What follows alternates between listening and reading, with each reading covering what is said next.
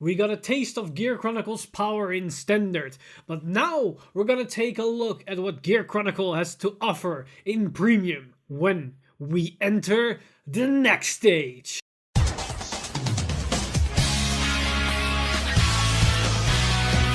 Stand up! Vanguard!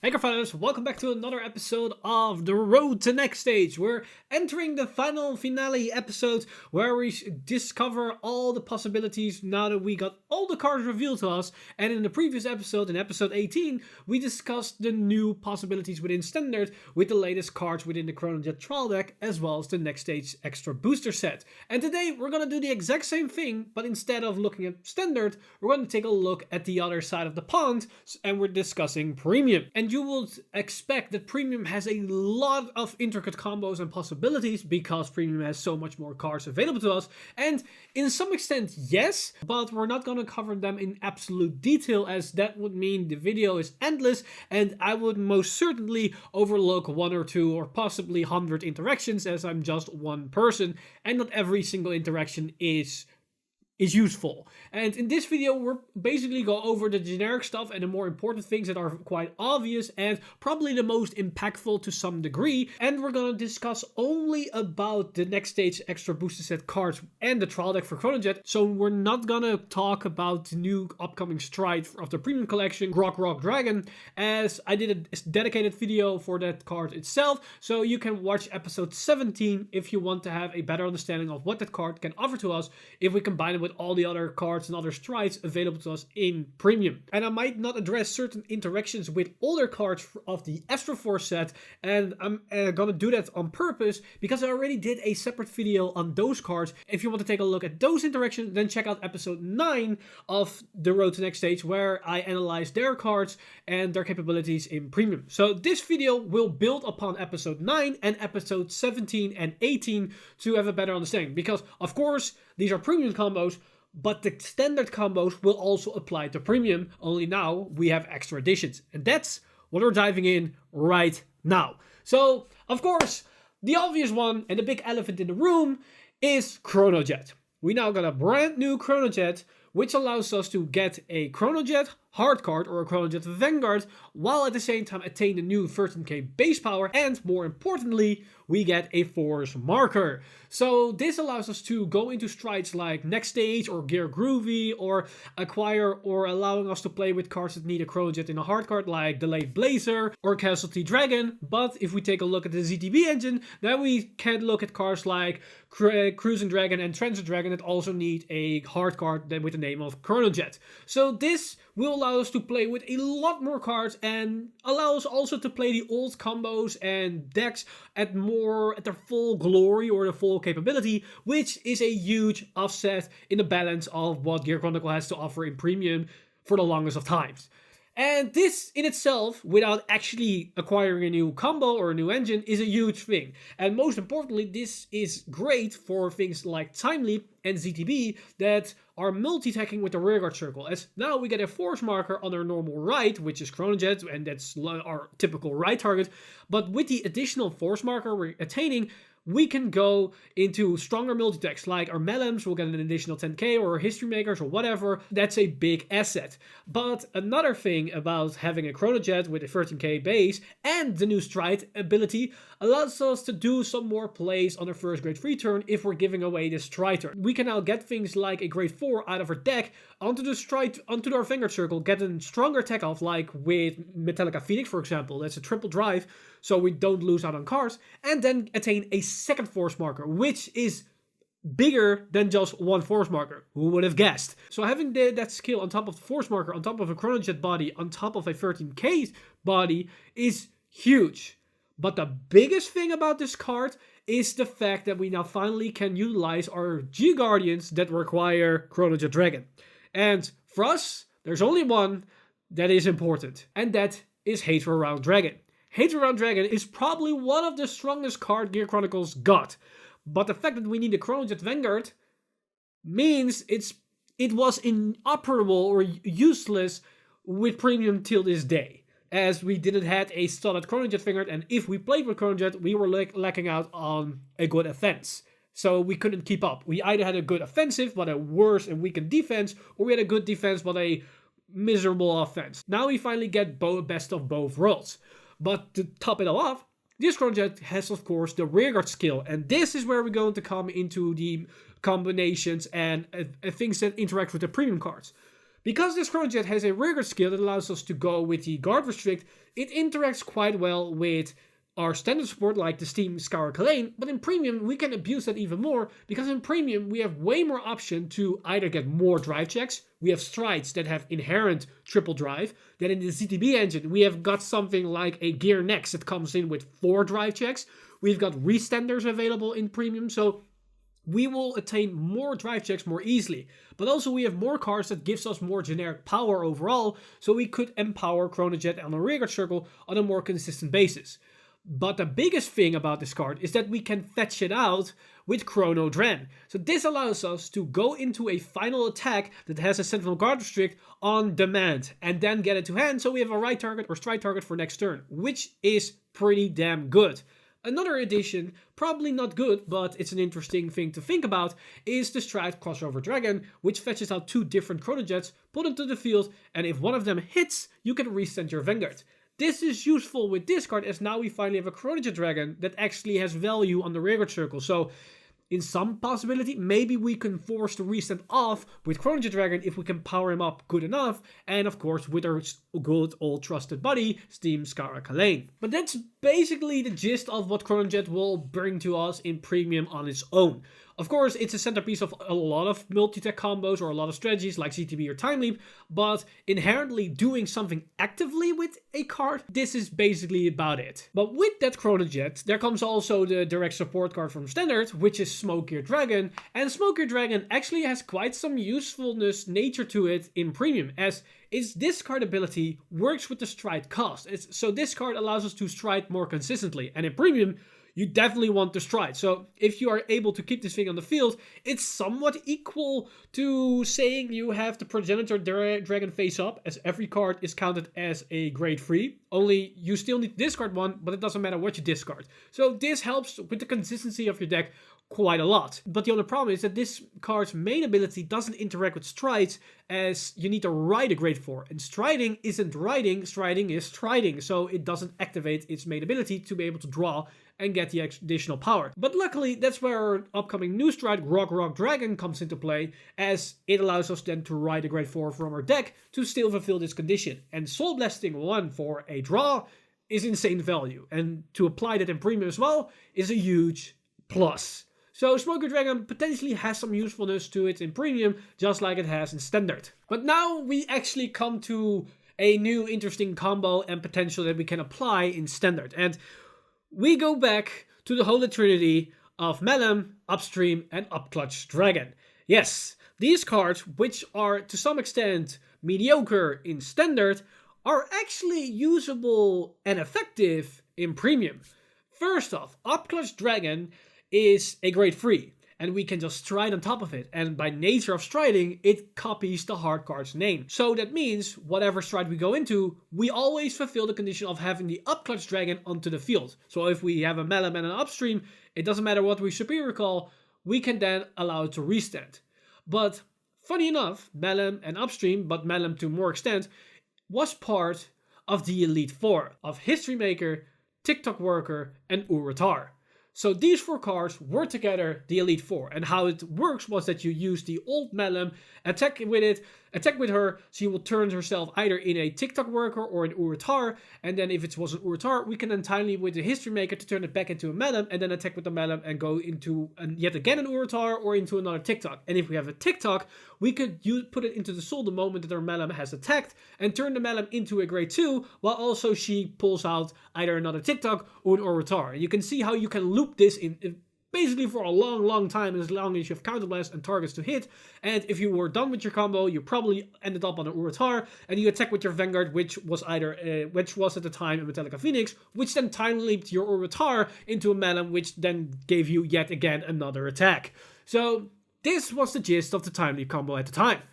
But because we now have a new Melum, And we also have an upstream, which was utilized in a build, but wasn't an integral piece to the combo because it didn't really combo into something. But because we now got these new versions, we can now either swap the old Melum for the new version, or we can swap the old upstream for the new version. If we take the new Melum, for example, it allows us to go from a Melum, attack with it, count it as 1, and call an upstream, and that generates an extra attack. It goes into the old upstream, so it on attack becomes a 13k attacker, which is a solid number in premium. And then it turns itself into a grade 1. And grade 1 can be anything that you want. It can either be, yet again, a Melum, or it can be something that allows you to do something on place, or it has a draw effect like Gigi, for example. It could get you some guard advantage. But if we switch things up and we keep the old Melum, but we go for a V-era upstream, which allows us to play the entire Elite Four package, but add on a new card, then the entire dynamic changes. As for the Elite Four, to utilize their combo effectiveness, you either need a Melum and a History Maker in your hand so you can call them and then you can start your combos, or you need a History Maker and Uratar to start your combos that way. And if you had more TikToks available to you, then that combo could extend for longer and longer. But you needed either one of those two combination cards. But now with an upstream in the mix, you can start this combo chain with an upstream and a TikTok.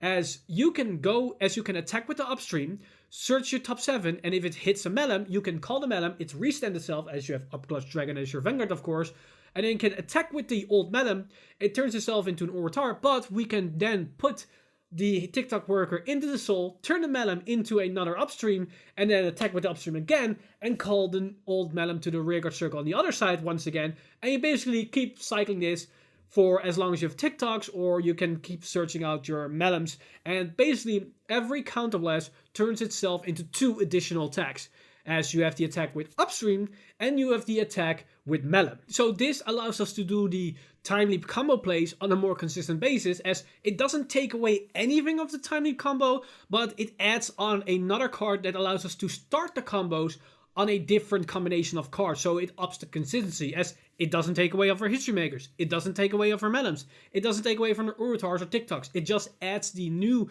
upstream to the mix, and it does its whole riddle. The only downside to this interaction or this combo play is that you're not sitting on Chronojet, so we cannot utilize our Chronojet G-Guard and our other cards that interact with Chronojet Dragon, like the Late Blazer, as that was also an integral piece to the combo potential, as it could extend your combo plays even further.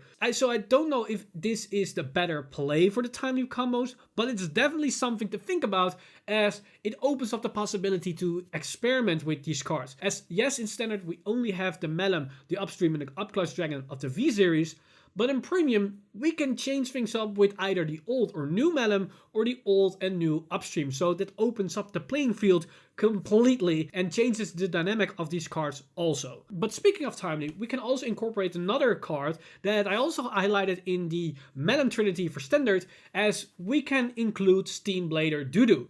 This card can also help our time leap attacks, as if we went with the generic play, we attack with Melum, and Melum is an 11k unit, and on a force 1 marker that's an 21k. One defensive trigger will stop the entire chain.